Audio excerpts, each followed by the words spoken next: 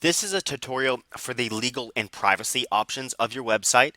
That includes the terms of service, the privacy policy, the cookie policy, and any additional disclaimers you wish to disclose.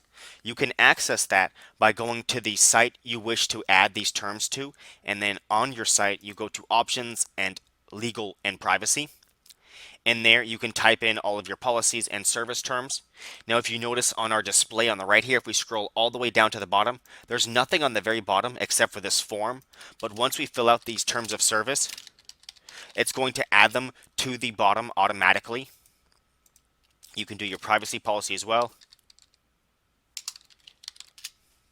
And the cookie policy, this is neat because it can actually be shown in the footer like the rest, or can even be shown in a pop-up as well. I'm sure you've seen those sites that pop up the cookie policy. You can just type the alert right here and then the policy itself. And you can do additional disclaimers as well. Once you save this, now we'll scroll down to the very bottom and you'll notice we now have the terms of service. When we click on that, it'll show us our terms of service. And we have the privacy policy, disclaimer, and there's our alert with our cookie policy right there.